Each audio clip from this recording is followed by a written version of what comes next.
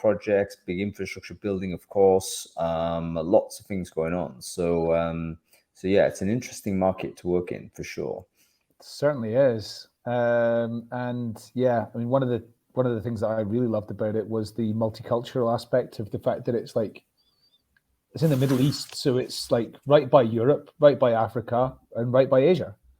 And, oh yeah, geographically speaking, it couldn't be more ideal. I mean, it's exactly equidistant between those major centers, and yeah, you could probably operate. If you pick one place where you can operate to a global audience, it probably would be Dubai. So yeah, good spot, man.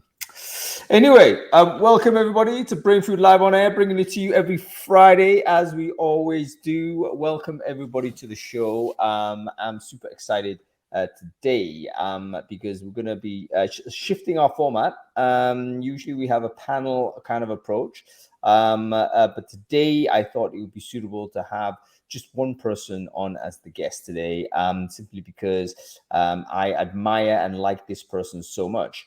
And it's a rare chance to get him on screen because since he got his big new job at the HMRC, he's had not the opportunity to be talking to us at large. It's Andy Headworth. He's going to come on soon. And I'm very much looking forward to having a chat with him. He's one of I think the first true influencers, so to speak, before that was even a term. He was genuinely provided some amazing kind of uplifting and valuable educational content way back when.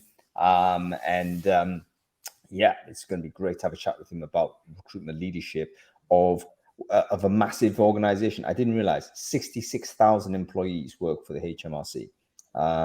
Which I think is the biggest organization in the government.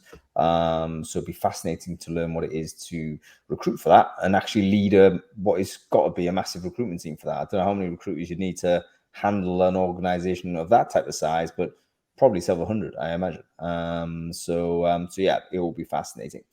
But anyway, before we get into that, let's do some sound checks, make sure everyone's okay and listening all right. Folks, we should be blasting this out on Crowdcast. If you're seeing me on Crowdcast now, let me know whether you can hear the audio and video okay. We have once again tried a new experiment. So we're blasting this out on a number of LinkedIn channels. So if you're watching this on LinkedIn, please do let me know.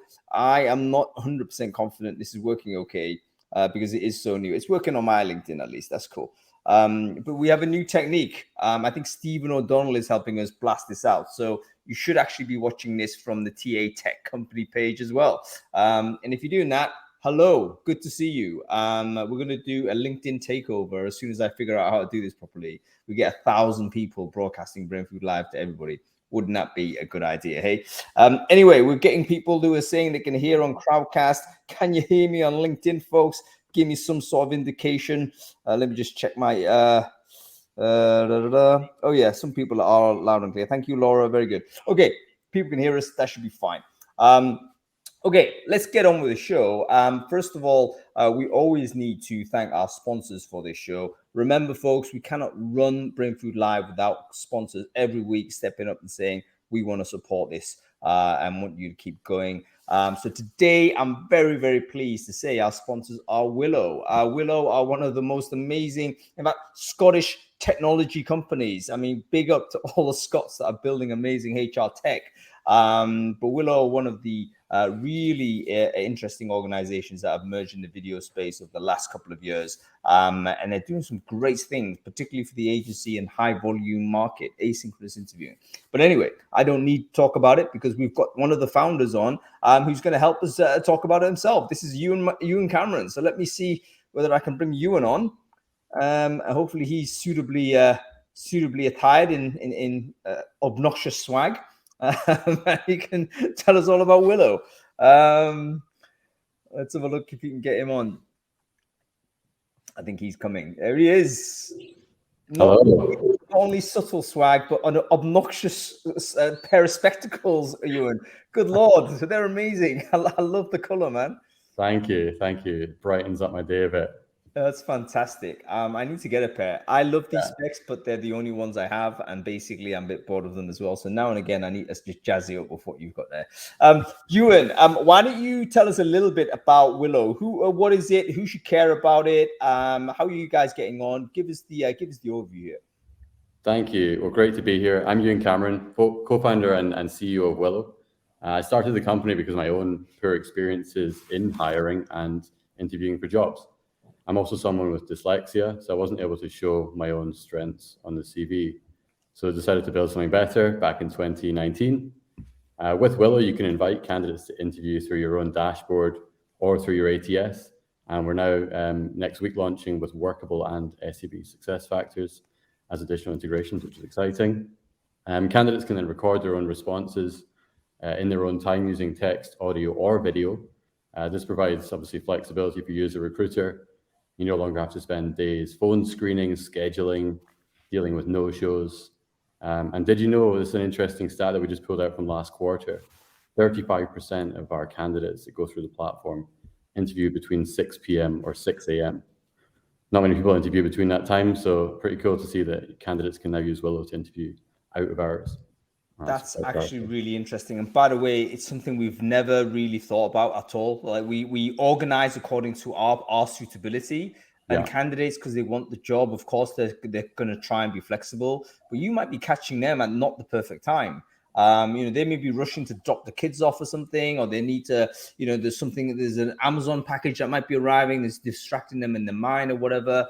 So wouldn't it be great if you provide the candidate the opportunity, simply you interview in the time that suits you and then put your best self forward? It's one of those hidden problems that we generally don't discover until we have technology of this type. So fantastic you have that feature, Ewan. And in fact, if you produce any data like that, I'd love to see it. So get Shannon to knock up some PDF or something. I think that is something that the Brainfood community, I think, would love to see. It's like really valuable stuff.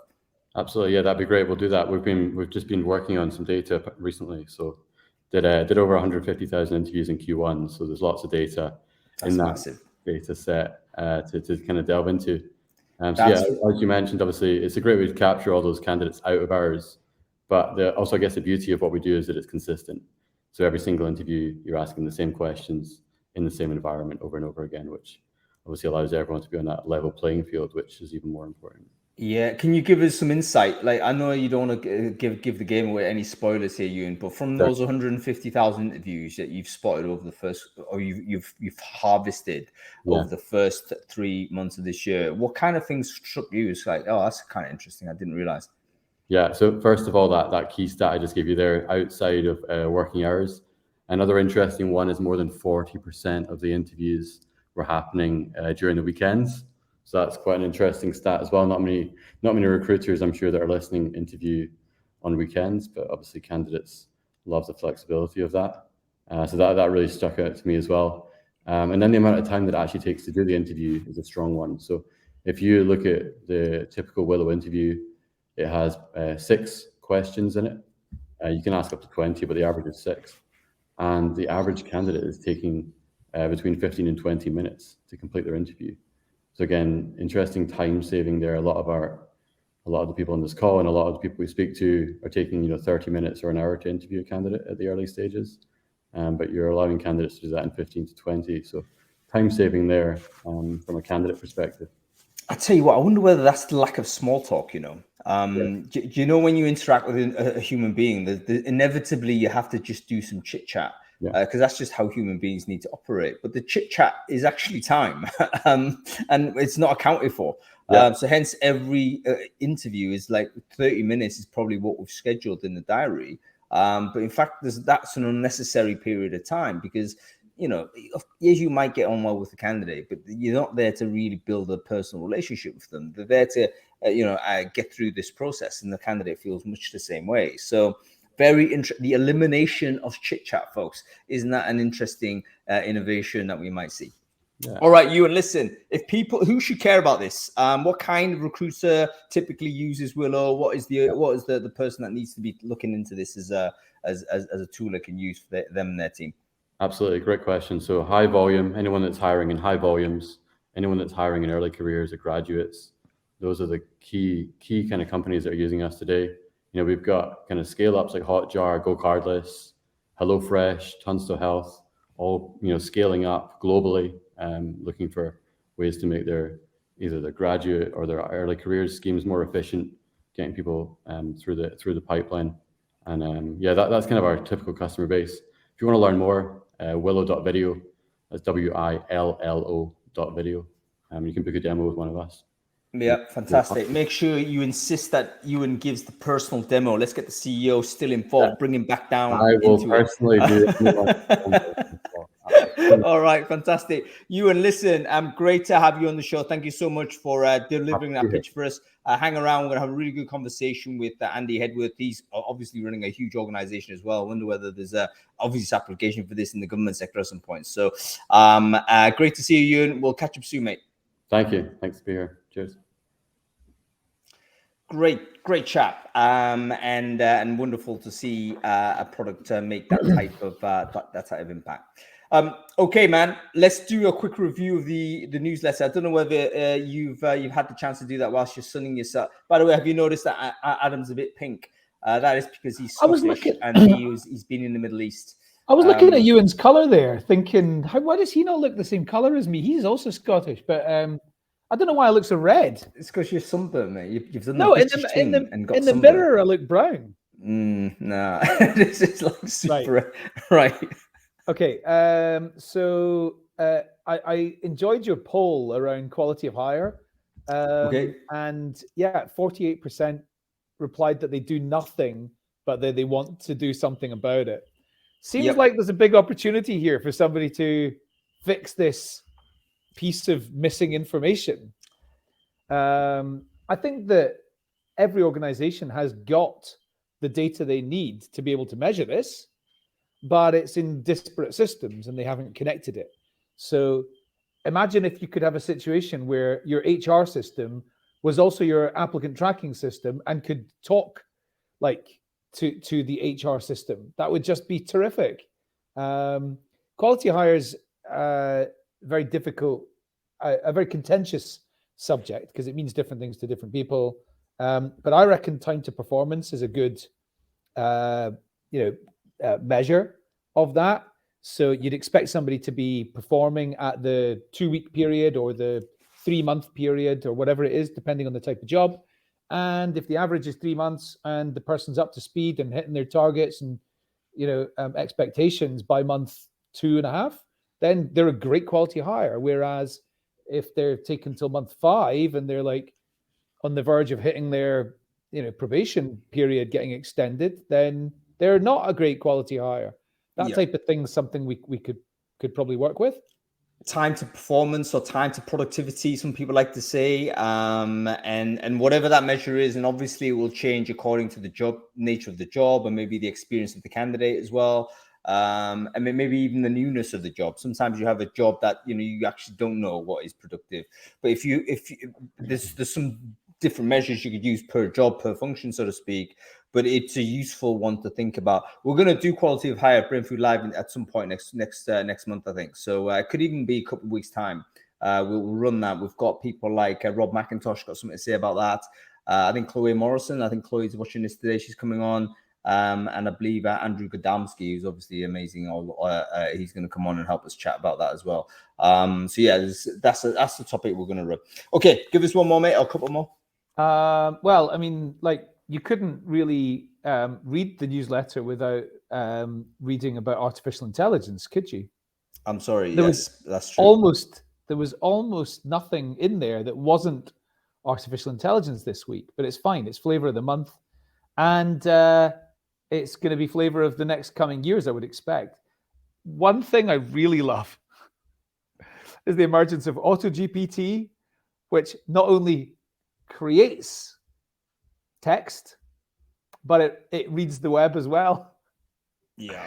So while I've been just saying nonstop, stop talking garbage about ChatGPT being a sourcing tool and being an assessment product and all these other spurious use cases, which is nonsense.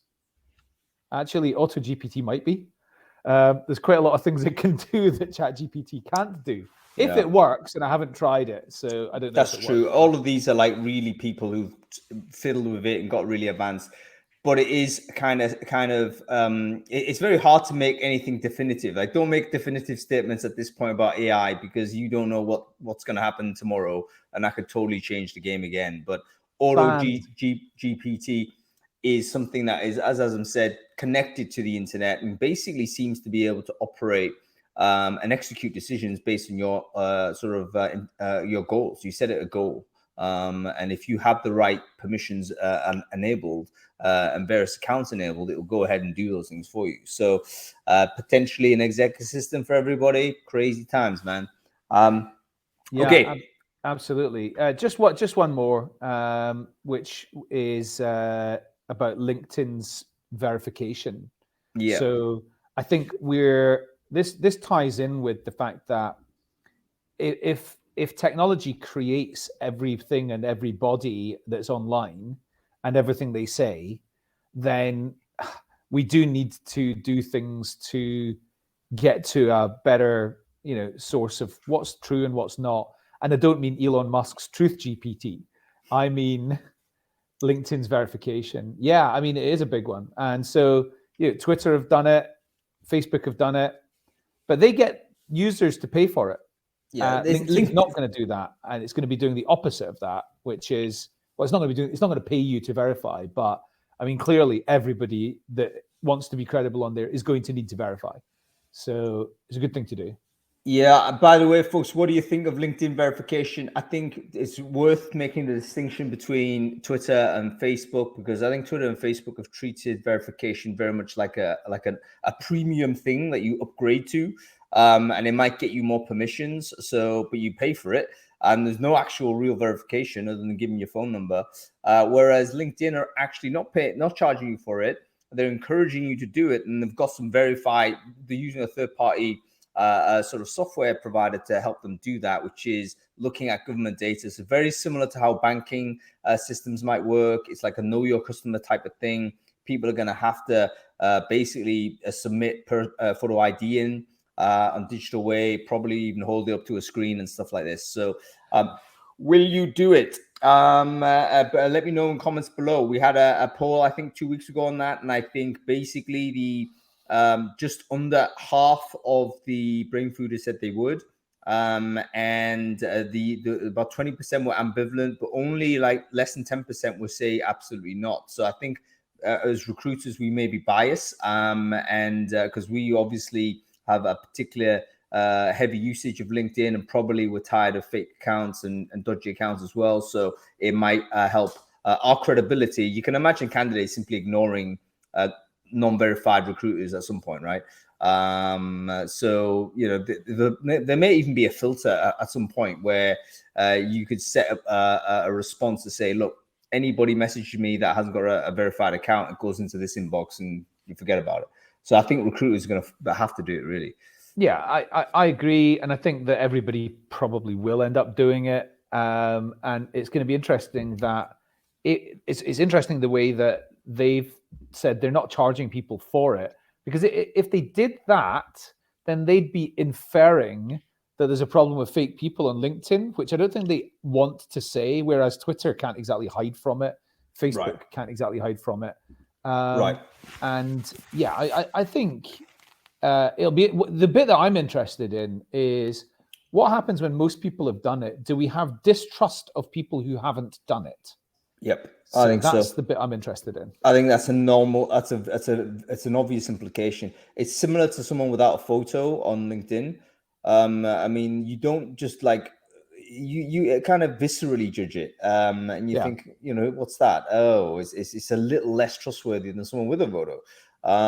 So I think that having that badge will make a difference on LinkedIn. And by the way, Stephanie, quite right. There are absolutely security concerns, and there will be hacks. There's no doubt about it. But I just think for us as recruiters, we might not have too much of a choice, simply because it probably will affect our engagement sort of level. It will affect our job performance directly.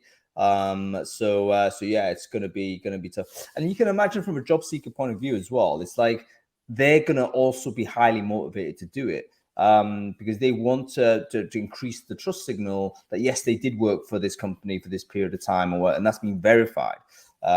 So Lee, I totally get it. Blockchain is the solution, but it's obviously a massive adoption issue. And we're still a million miles away from that. Okay, I'm not sure that'll ever happen. I don't think I can't now see any validity for blockchain that can't be achieved in the World Wide Web.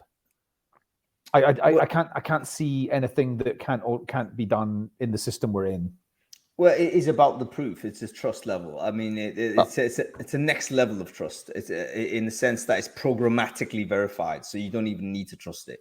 But anyway, I think this is the point. This is the point of LinkedIn and Twitter, etc. doing it. Is it? I'm not saying that's an alternative to blockchain, but it's them couching against being leapfrogged by some other system that people use. Yeah, I see what you're doing. We probably should do a blockchain sort of show at some point. Although even though the blockchain kind of star has waned in the advent of AI, but it's still very relevant because I think it does provide kind of an alternative vision of how the future internet might look like. And we actually don't know what the implication of AI is going to be on blockchain. Potentially it could accelerate. How do we even use blockchain with AI, for instance? It's fascinating. So something we should potentially look into. Okay, let's get Andy onto the show and we'll talk about sort of where we're at. I think this is something going to be fascinating for the pair of us, Adam, because even though you have got some corporate experience, I don't think you've ever worked quite at the scale of this type of organization, have you? Well, you've worked for PwC. Yeah, like half a million people. So I have, but that was admittedly a long time ago, and with nothing like the level of responsibility as our guest. There he is, Mr. Andy Headworth. Here he is. And how are you folks? How are you both? Very well. Very well to see you, Andy. Wonderful to have you on the show. I can't remember the last time you were on Brainfood Live. You have been on before, but it was probably when we were in the single digits. We're like episode 7 or something. Episode 202 now. So welcome back to the show. Wonderful to have you. Andy, for the people who don't know you, why don't you quickly introduce yourself? Who are you? What it is you do? Yeah, so I've been in recruitment now. I dread to think how many years, but there's a 3 and a 0 in there somewhere. So I've gone through as a recruiter, agency side, and then for about 12 years was a consultant working with organizations on strategy, technology, and for 10 years, social recruiting, which is what Hung was referring to earlier, blogging, presenting all over the world and working with organizations.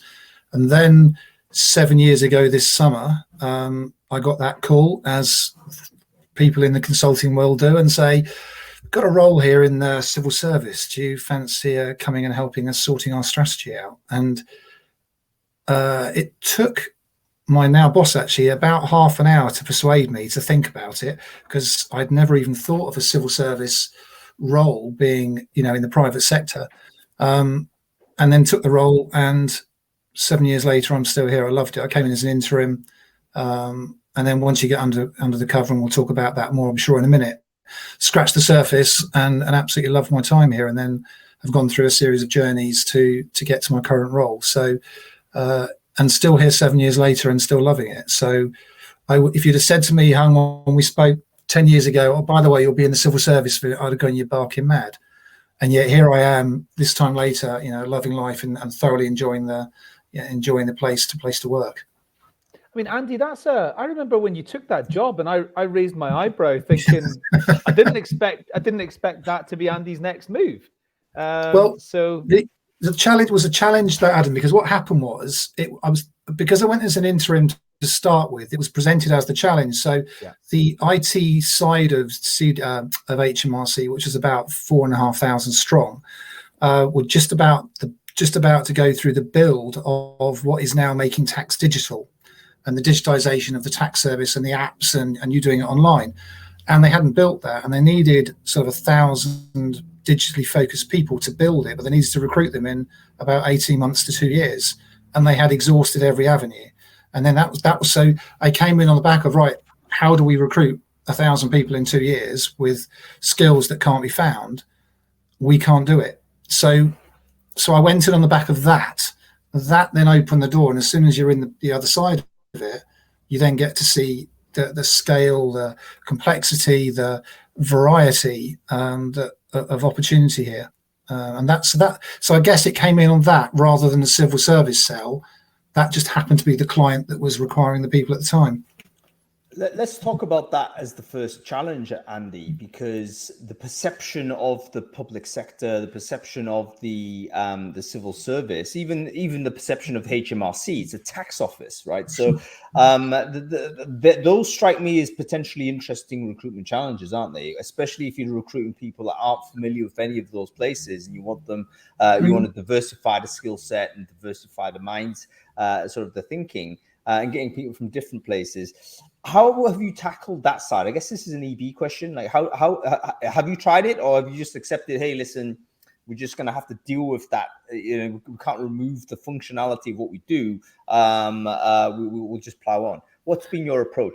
Well, first of all, I don't accept anything here at all, and my team will tell you that. We've tried and broken pretty much every rule under the sun over the last 7 years.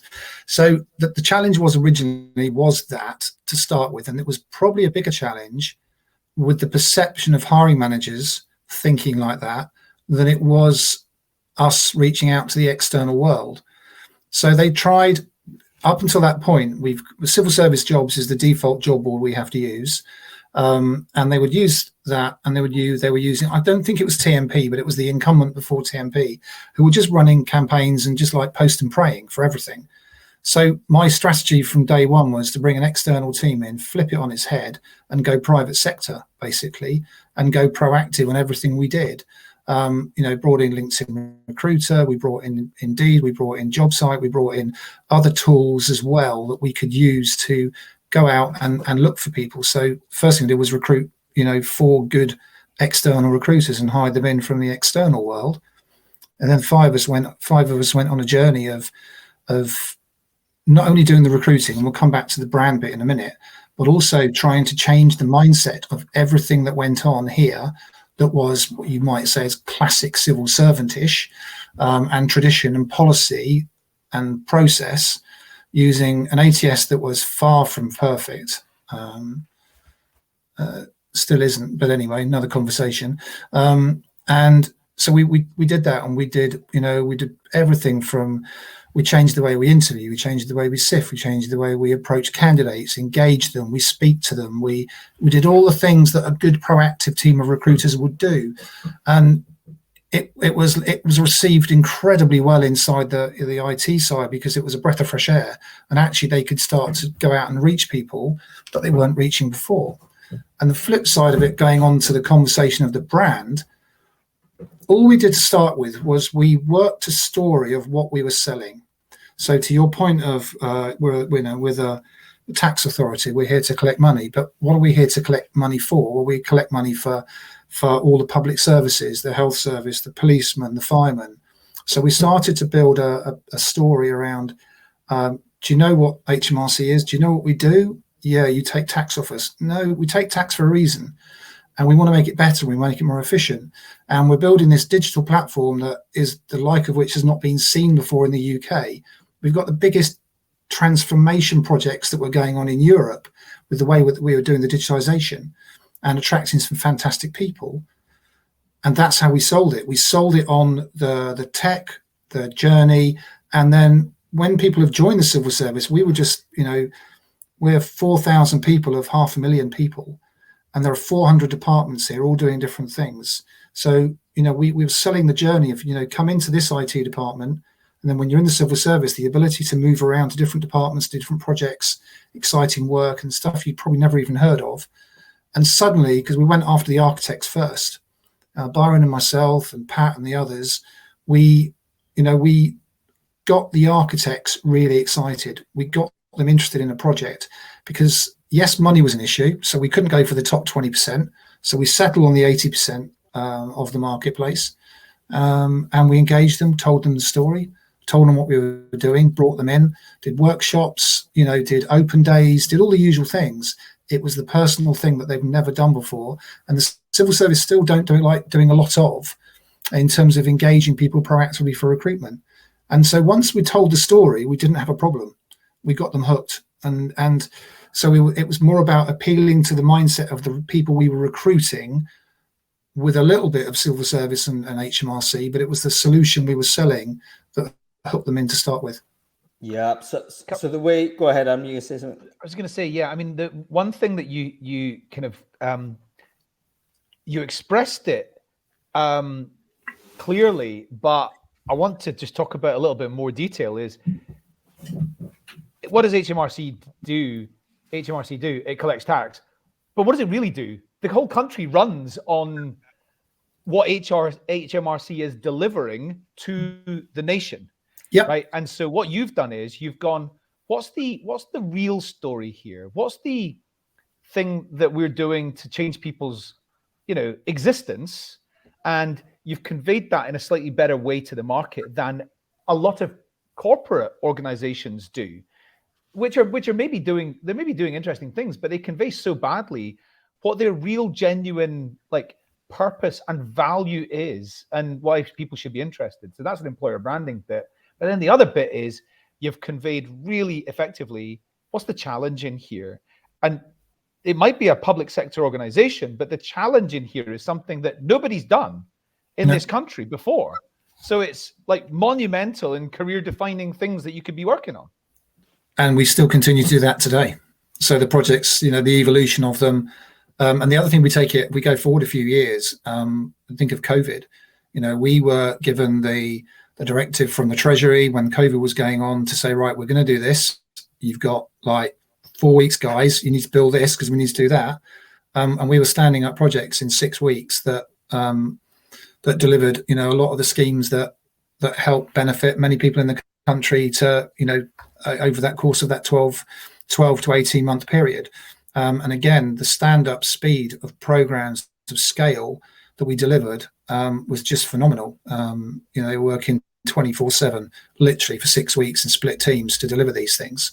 And again, because of the caliber of the people we've already been recruited years before, enable us to do that. So we stood up those teams for a very hectic period for however long that was, for about 6 months.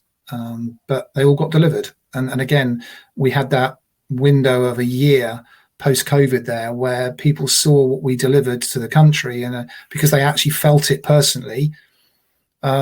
Whereas usually, to Hung's point right at the beginning, we just collect tax, and then so the bell curve goes down the other side of people's thought process towards HMRC. So for a while, we were right at the top of that bell curve of happiness with people because we were giving them things. So it was great to be part of that as well, to be honest. So again, we've got some great stories like that to tell, where if people want to come in and make a change, they can do that. What's interesting here as well, Andy, is that the magnitude or scale of the problems. Firstly, there seems like you're hiring IT people, and they love to be working with things that have genuine scale and genuine substantive impact. But that's true for anybody, isn't it? It doesn't have to be a technical job. If you're told that actually this is a nationally important project, affects millions of people, straight away you're going to be feeling a little bit more switched on than if you just selling something in a shop, for instance. That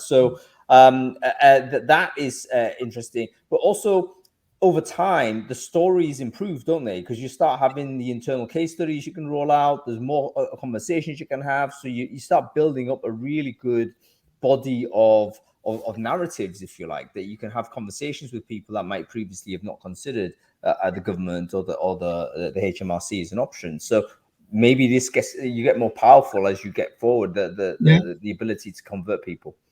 Yeah, absolutely. And we've just, you mentioned EB earlier, we've got round to, in this talent acquisition function, which has been going now for nearly 18 months, 2 years, since inception anyway. That was a key part of it, was to formally develop, an employee value proposition alongside the employer brand. And we've had Steve Ward and Universum working with us for a year, doing a fantastic job. So we've now delivered the EVP. Now we're in the activation phase. So now we're in the fun part. Now we're in the storytelling. And now we're in where we can go and tell the stories, and our people can tell the stories for us, which is what we're going to be doing over the next year or two across the different platforms that we'll be using. So as you say, we've got plenty to tell. We just want to tell it because people hear the stories and they hear what we do and hear the things that the scale that we work under and some of the things that you guys probably don't even know we even do because it's under the hood. Then they get, it's super exciting, and you realize why people can come into this organization and they're still here 40 years and they've had 6 or 7 careers in different areas because we've got 28, I think it's 28 now, 28 professions across the civil service, and we pretty much got all of them. So it doesn't matter whether you're a facilities manager, a project manager, call center person, IT person, marketing, HR, finance, you name it. We've got opportunities in this organization with the bigger organization around us of the civil service, so that, if you come in here and then you want to further it, you can go into 300 other departments. So in terms of scale, Hung, it is just a bit mind-blowing, really, to be honest. And not to sort of evangelize about working for the government or the HMRC, but obviously job security is a concern for a lot of people out there with a tech recession, with things like AI coming in and all this type of stuff. But actually, if you work in the government and you're in the door, there's strong sort of incentives for the government to either redeploy you elsewhere if there is a risk of redundancy, cross-train you into different things. Plus, you can navigate that internal universe. So it sounds like as safe a harbor as can be when you take a look at the alternatives of working in a private sector. So maybe that will come swings and roundabouts, and suddenly the governments will become like a premium place that people might want to go to. Unless you're the deputy prime minister. Yes, of course. Let's keep politics out of this one. Yeah, see, he's Andy's under instruction as probably now a fairly senior civil servant. He can't actually talk about this. Okay, let's talk about this concept of leadership of this type of size and scale. Go ahead. Hung, could I just ask Andy to verify that what you just said is true, though? Yeah. Around like once you're in, you're unlikely to get made redundant.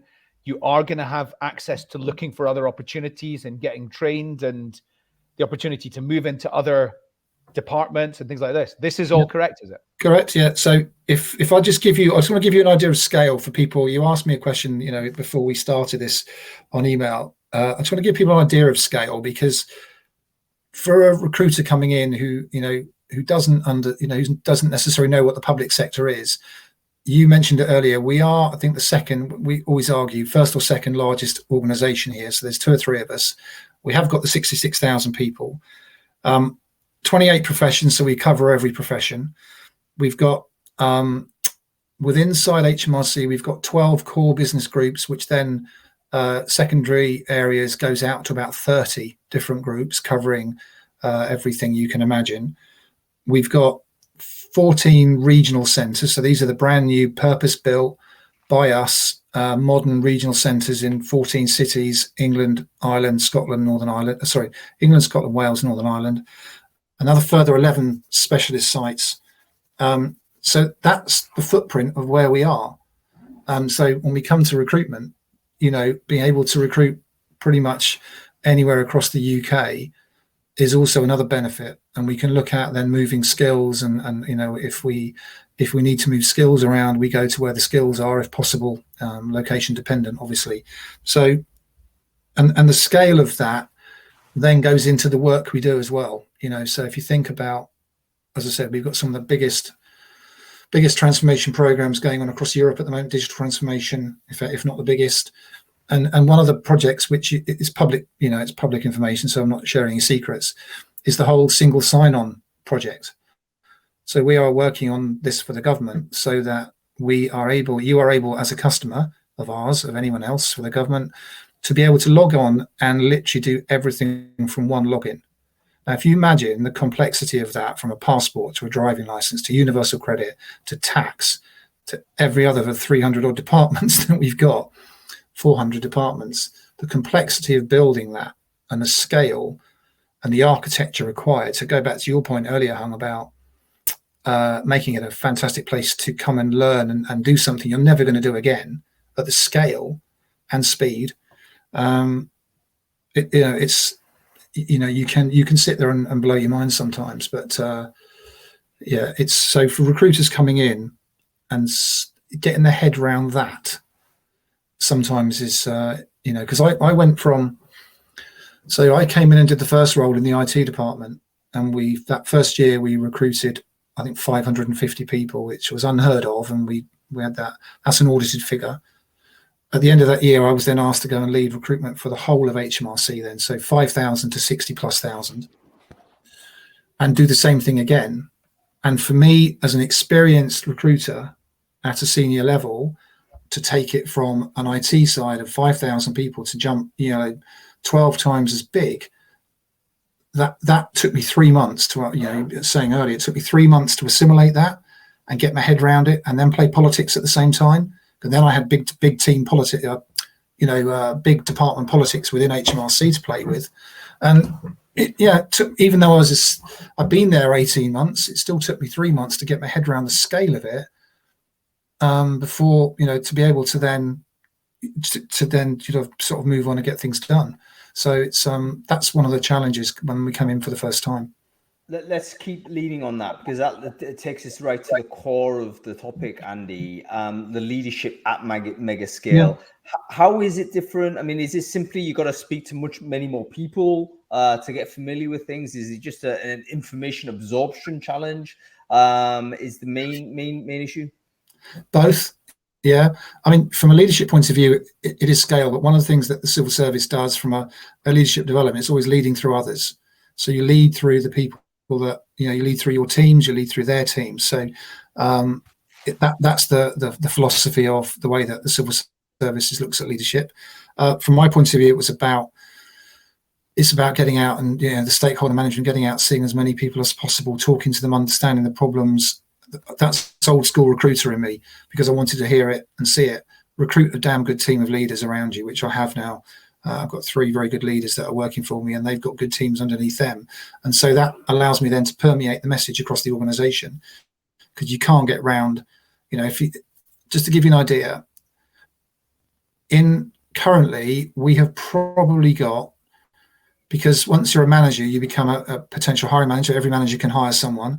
We've currently probably got about 10,000 hiring managers in the organization at various levels. No way can you get around all of those. You have to use your teams and various things. So for me, it's around it's being visible and communicating. It's being transparent. It's being out there and being absolutely inclusive of everybody, because you need everyone helping you, and inclusive in many different ways. Can I ask the question of how you become visible? Did you, because one of the things that obviously you were known for prior to HMRC was obviously your fantastic blog and your social media presence and stuff like that. Were you able to use some of your know-how there and deploy it internally within HMRC to elevate your position, your department, and your purpose? Good question. I didn't to start with. I used the tools and I used the methods to do it, but I didn't use my track record. I used my track record, but didn't use any of the information. So I made a conscious decision when I walked through that door. I actually stopped. If you look at all my social feeds, apart from LinkedIn, I literally stopped the day I walked in that door, because the job was so big, I had to focus on it.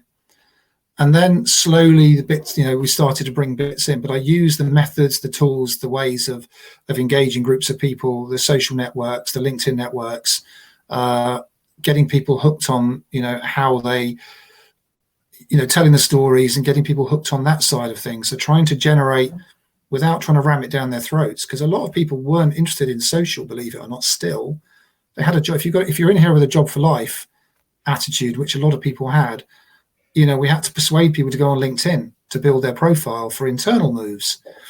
So it wasn't until probably the second half of my career here, so the latter part of 3 years, have we really started to focus on the content and getting involved in that again. Even though we've used content, colleagues were doing it. And again, now over the last year, we've started to really ramp that up again. So with the social feeds, we're on Twitter and LinkedIn and use LinkedIn extensively. We're about to launch on Instagram and YouTube at some stage in the near future with the employer brand. So it's all still there. The tools and the tricks are still there. So in the background, they're all being used, but not as visible as you may have thought, just because of the audience I was dealing with. My experience of going from a smaller organization to last year going into a bigger organization and seeing how they operate was the processes needed to be totally different for scale. So like going from the 5,500 hires to the 60,000 and however many thousand hires it was, what were the processes that you had to sort of standardize and that sort of thing to make your team scalable? Good question. When I stepped into the centre, we were using Olio as the ATS, still do currently. And so the first thing we did was the process. So when I went into the centre, HMRC's perception of recruitment, if you said recruitment to anyone, let me go back one stage. Within the organisation, we've got two big parts of HMRC. One, customer service, and they deliver the customer service side, whether it's on the phones, which is predominantly there, or via chatbots or via chat.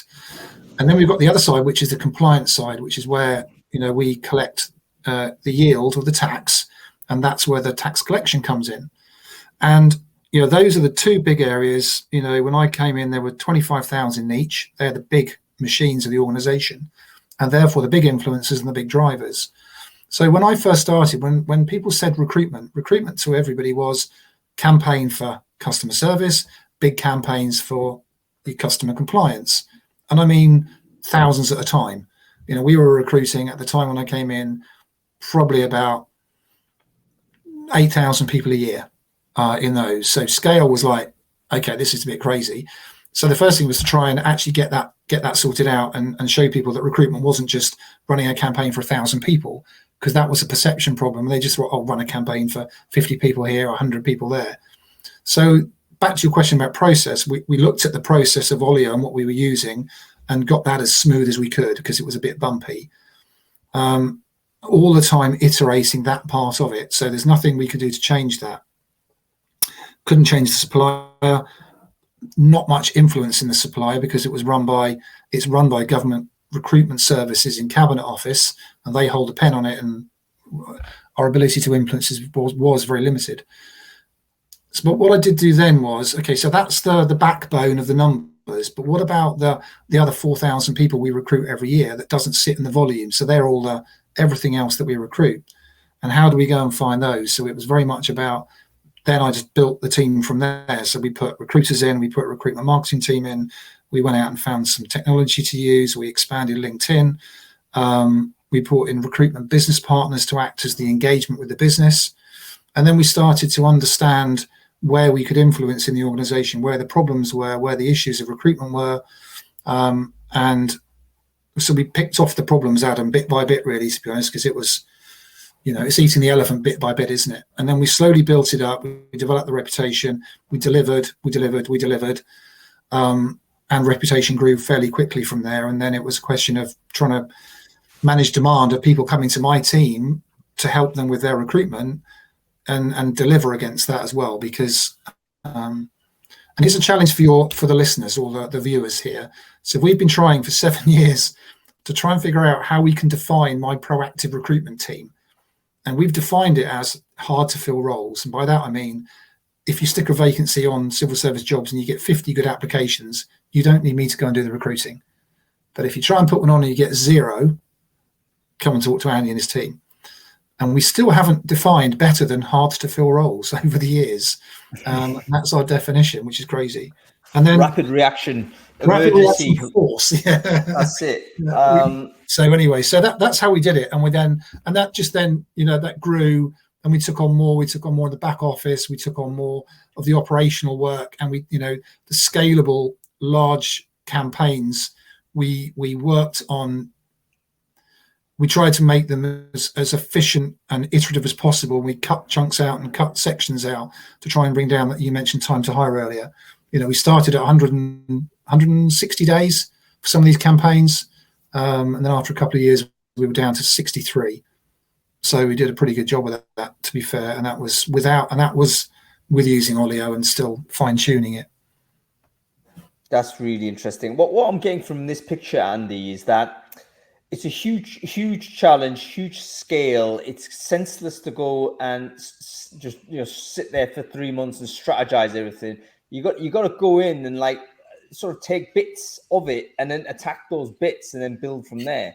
So it's almost like, you know what, you can't ever see the full scale of it. You got to just a lot of it is problem discovery. You're only going to discover that if you actually interact with the requirements and interact with the business. And it seems that a lot of the early recruitment that you did for your team was to build the antennae for the TA team, so that you could figure out actually, you know, what does the business actually want and need, getting the business partners in, for instance, and stuff like that. So very, very interesting sort of approach. Folks, just a quick pause. We've got 10 minutes left before we have to get off air. This has been a fascinating conversation. Obviously, we keep going on. However, we have to come off air at some point. But before we do that, we want to make sure that everyone who is enjoying this conversation and learning from Andy about this gets the opportunity to continue connecting with other people that have similar kind of interests. So take a moment, take your LinkedIn URL and put it in the chat stream on Crowdcast. If you're watching this on LinkedIn, Facebook, Twitter, wherever it is, do the same thing. Get your LinkedIn URL and stick it in the conversation thread, and then connect with everyone else who's done the same thing. One of the things I'm getting feedback-wise from people who watch this show regularly is that they're going away and saying, oh, this is great. I'm getting like 30, 40 really good connections every week. And I'm thinking, yeah, why not?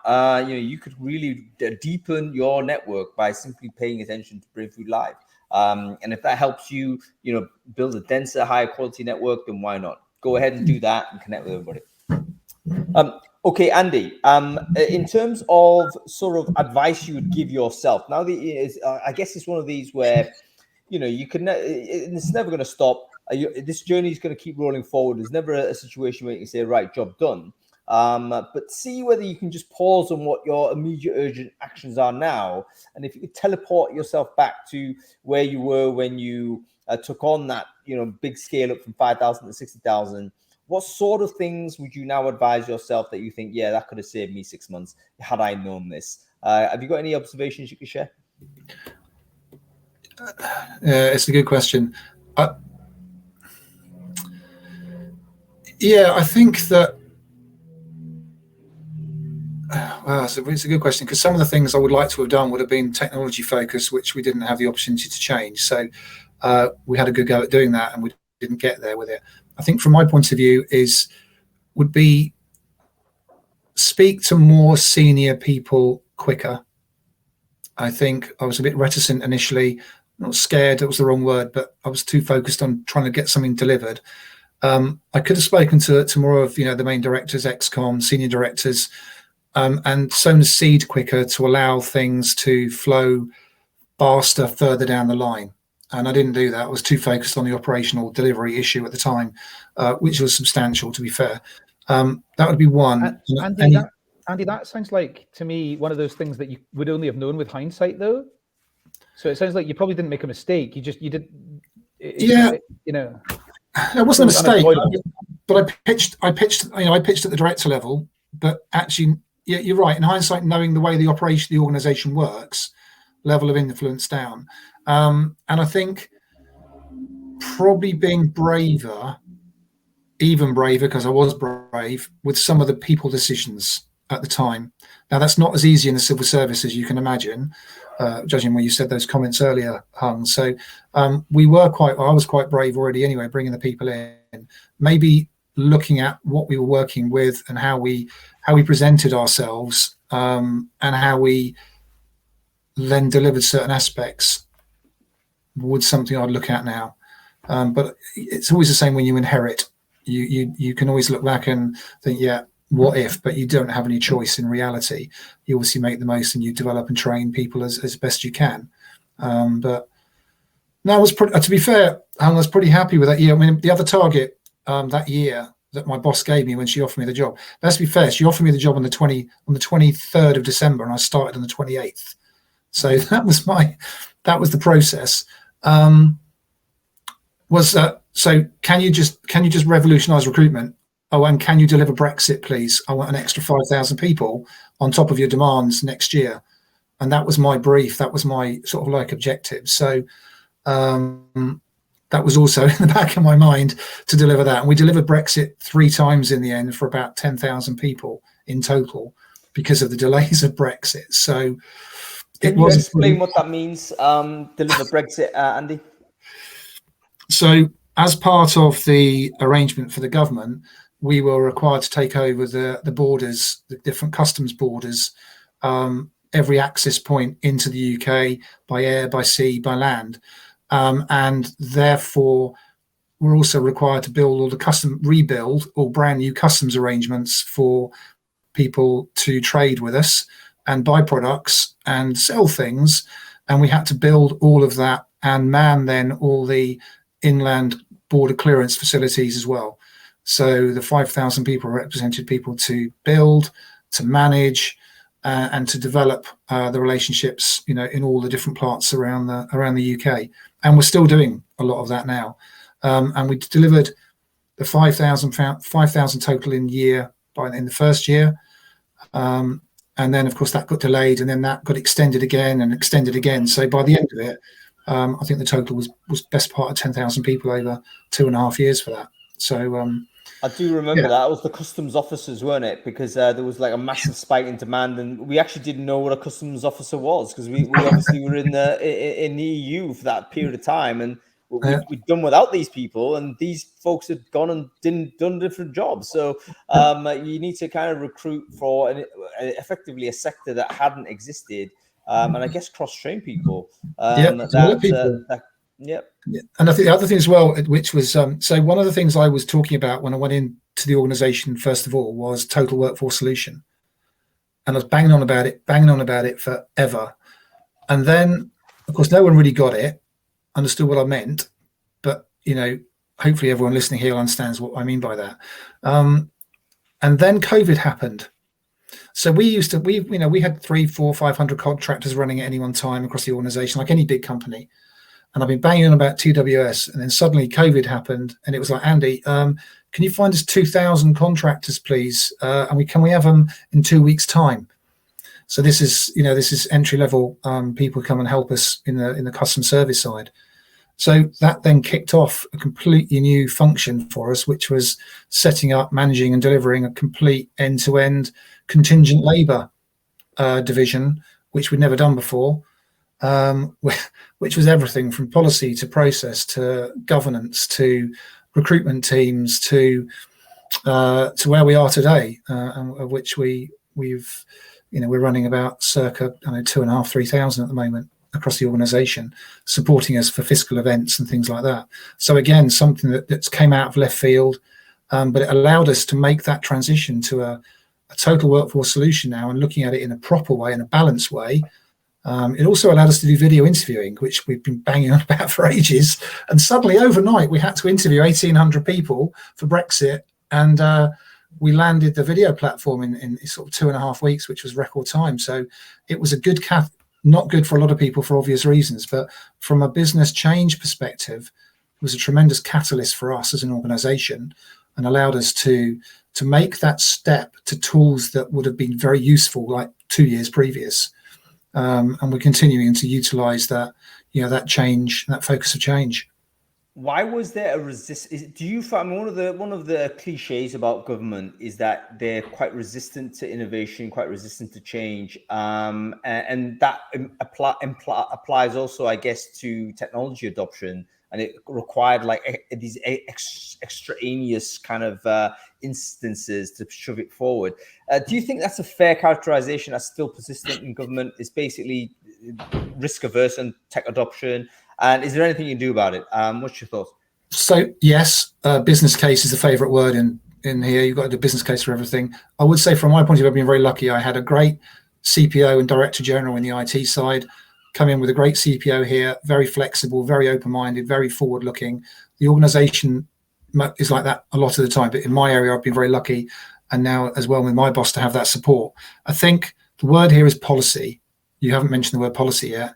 Everything has a policy hung, and one thing I did when I first came in was just challenged every single policy that came in front of me, because you go to someone, you go, I want to do this, they go, no, you can't do it because there's a policy.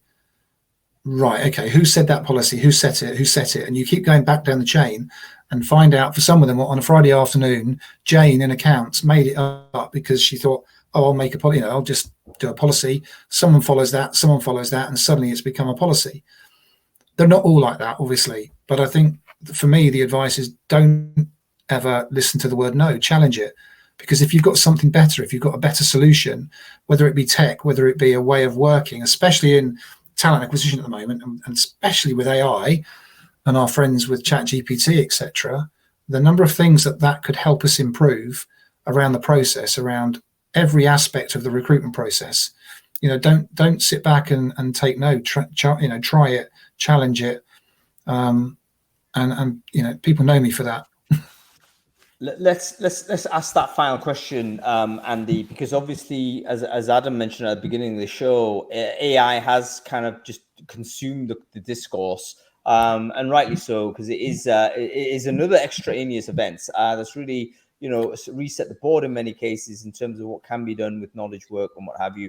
What is the current posture within HMRC about people using generative AI? Is there a policy? Is someone writing a policy on that, or is it still people experimenting, or is it a case of actually you can't experiment without permission? How are you looking into it? Right, there's no policy yet. I'm sure someone has put a policy in place, but interesting enough, the first thing that we refer to when we see something like that comes down is risk, measures of risk, and for a large organisation where we've got huge amounts of data, that's probably right. So there's no aversion to us using it. We're trialing it. We're testing it. My team I've got a 2-day away day next week where we're just talking ChatGPT for 2 days, where we're looking at every single angle of the process inside out to see how it can benefit us. I know other organisations, parts of the organisation are looking at it, but it's just a benefit. To me, it's a massive benefit if used correctly and not abused. But of course, one thing I will say, at the tax authority, we have to be so careful because of the word fraud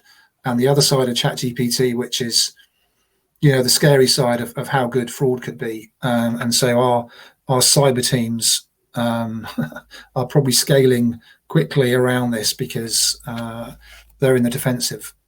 Yes, we've got to think of this both sides from our perspective. Yeah, it's actually good that there's not actually a blanket no, because even in the online community on Facebook, we've got people reporting back saying our company's banned this, and you think, wow, that's interesting. It reminds me a lot of how certain banks used to ban like Google and stuff because they thought that's obviously either risky or some sort of distraction. We're in a very interesting space with new class of technology like this. Anyway, the potential for, like, in a team of 100 recruiters, the potential for one person not to really know what they're doing and go and put a spreadsheet of a load of people's names and email addresses and phone numbers into ChatGPT and say, find me more people like this, is very high. So I can see why so many organizations have banned it. Yep, I don't want to take an irrational sort of a not a judgmental position on it. All I'm saying is that different organizations are starting to have different policies on it, and you can imagine that government will eventually have a similar policy there as well. Google didn't make stuff up, no, but other people did make stuff up, and Google still indexed it. Google just scraped it. Yeah, there's plenty of crap on the internet pre-generative AI. All right, listen, we have to get off the channel, folks, because we are already contributing enough BS into the internet. We have to let it go. Andy, wonderful to see you. Great to have a chat. I hope we get the chance to catch up in person. I don't know when the next opportunity will be. Probably RecFest, I would imagine. We're there together. Are you going? Yeah. Amazing. Folks, go to RecFest if you're in the UK. If you're in the US, go to RecFest USA. It's in Nashville in September, I believe. I'm going to both. It's going to be great. It's very, very, what's the word? It's cheap is the word I want to use. It is cheap, 99 quid for an all-day event, and you're going to meet like thousands of people who've got really great value add, including people like Andy Headworth. So Andy, listen, great to see you, man. I'll see you in a couple of months, hopefully. Say hi to the missus, of course, and we'll catch up soon, okay? All right, thanks. Cheers, Adam. Thanks, son. What a great guy. Wonderful dude. And look forward to seeing him. All right, that's it, everybody. I hope you've enjoyed the show. We'll be back next week. We are going to be talking about how to set up a talent analytics function. We've got some amazing guests on the show. We've actually got a completely new slate of people who've never actually been on Brainfood Live before. It's one of the things I always try and do is to get new people on that we haven't seen or haven't spoken to. So please make sure you register for that show. I'm prepping for the rest of May as well. We're going to have a wonderful lineup. We've already got an idea of what we're looking at. It's going to be exciting. So follow the channel if you want to get updated on that. Have a very good weekend. Otherwise, thanks for watching. We'll see you next week. Cool. Pretty good show, hey, I would say. I enjoyed that. I really loved hearing about the whole development over 7 years. It feels like a long period of time, but I bet that flew. I bet that's has flown, and it's so far.